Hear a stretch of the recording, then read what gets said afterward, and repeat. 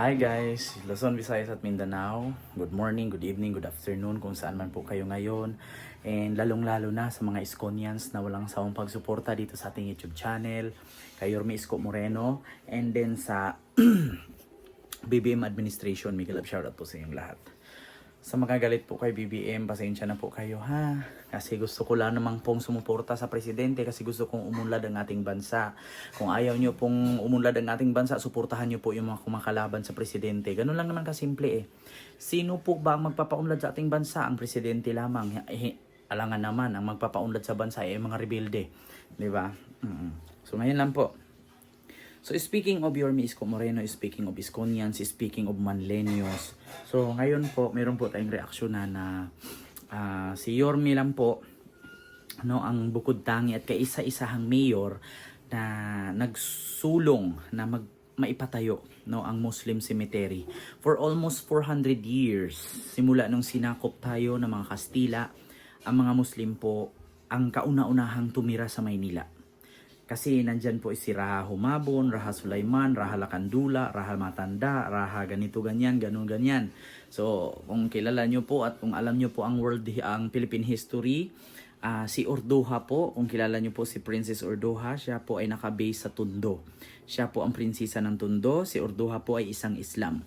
So magbalik tanaw lang po tayo kung saan po tayo nagmula, sino po yung ating mga ancestor, dapat po pahalagahan natin. So yun po ang sabi ni Yorme Isko Moreno, kaya po isa sa rason na sabi niya, tumanaw lang naman po siya sa mga nakalipas, no, mga nakaraan na kung saan hindi natin ipagwalang bahala, no, or iwalang bisa na Muslim naman po talaga ang nauna sa Pilipinas, hindi po mga Kastila. So ngayon, sabi ni Yorme, tinatanaw niya lang po ang kahirapan ng iilang mga kapatid nating Muslim na nahihirapan din pagdating na kapag isa sa kanilang pamilya ay pumanaw. So yung iba po ay gumagastos pa, namamasahi pa at inuuwi pa ito sa Mindanao para mailibing lang. Na bakit yung mga kapatid nating Muslim ay walang mga libingan, no, na pwedeng ilibing at hindi nagagastos at hindi na iuwi pa sa probinsya. Kaya ngayon, si Yorme Isko Moreno ay kinikilala bilang kauna-unahan at first mayor ng Maynila na nagsulong na maipatayo ang libingan ng mga Muslim or Islamic cemetery. Kaya po si Yorme ay kinikilala, no? Kinikilala po ng mga kapatid nating Muslim na ang sabi nga nila kay Yorme ay binigyan tayo ng kabutihan, suklian natin ng kabutihan. So, binigyan tayo ng actually sa totoo lang mga kababayan, malaking tulong po talaga sa mga kapatid at mga kababayan nating Muslim yung ginawa ni Yorme na pagpapatayo niya ng libingan or Islamic cemetery. Ang sabi nga ni Yorme doon 3-in-1 na kung saan, 'di ba? Alam niyo naman po pag sa Muslim hindi na po iniimbalsamo, nililigo lang, dinadasalan, nililibing. So doon na meron ng liguan, meron ng dasalan, meron ng libingan. Kaya 3-in-1 ang sabi ni Yorme, one-stop shop nga daw. Di umano. At bukod doon, nung nagpatayo si Yorme ng Islamic Cemetery ay nagiging tourist spot po ito, mga kababayan. Alam nyo naman po na pag sinabi nating libingan ay yung iba naalala lang, pumupunta lang kapag undas. Actually, itong libingan ng mga Muslim or Islamic Cemetery ay naging tourist spot po ito simula nung pinatayo ito ni Yorme at hindi po sila nag-expect na bakit ganun po ang nangyari na kung saan pag sinabi kasi nating libingan ay bihira lang pumupunta ang mga tao. Nagtaka nga po sila kung bakit yung Islamic Cemetery ay naging tourist spot po nung naipatayo ito ng Government of Maynila, no?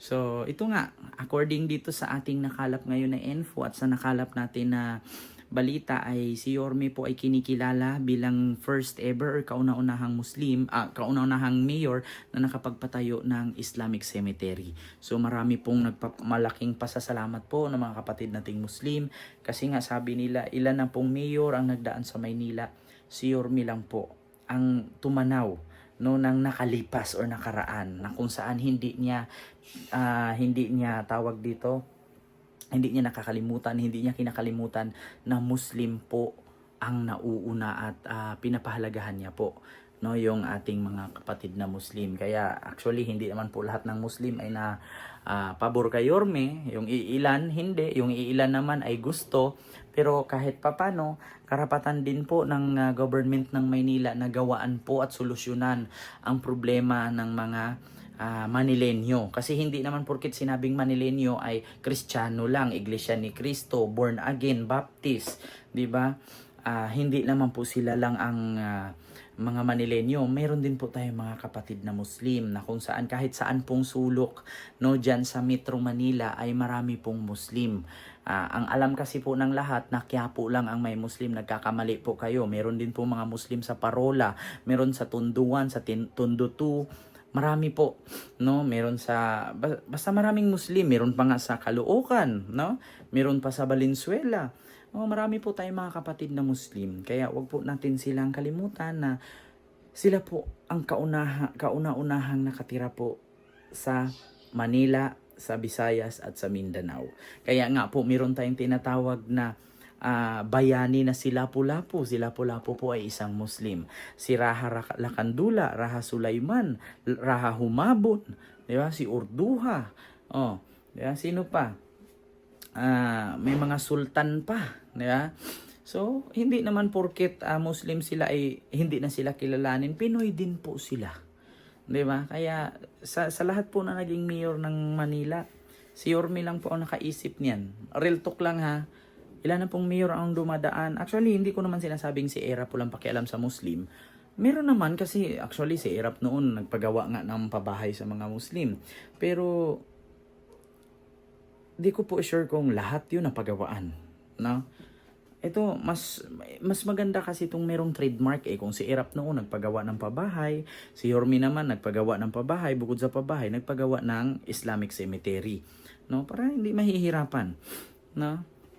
Kasi actually meron tayong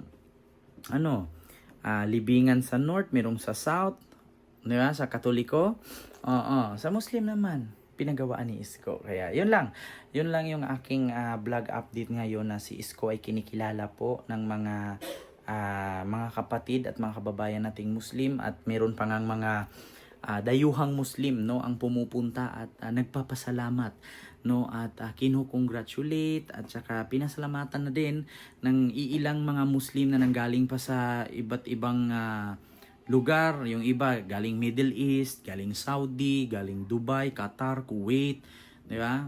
Bahrain, Egypt, marami, no? So pumupunta at bumibisita sa pinapatayo na Islamic cemetery ni Yorme Isko Moreno. And actually 7 days ago, doon sa Islamic cemetery ay ito nga kinikilala nga si Yorme Isko Moreno sa pamamagitan na din ni Director She, no? Kung kilala niyo si Director She, yun po yung isa sa mga katuwang ni Yorme sa pagpapatayo at pagpaprocess, no, at paggagawa ng batas diyan sa Islamic cemetery, si Director She, no? So isa po siyang babae na Muslim. So maraming salamat po sa inyong lahat. Si Yorme lang po ang kauna-unahan at first ever mayor ng Maynila na kinikilala sa pagpapatayo ng Islamic cemetery ng mga kapatid nating Muslim. So yun lamang po, maraming salamat and see you next vlog. God first. Thank you.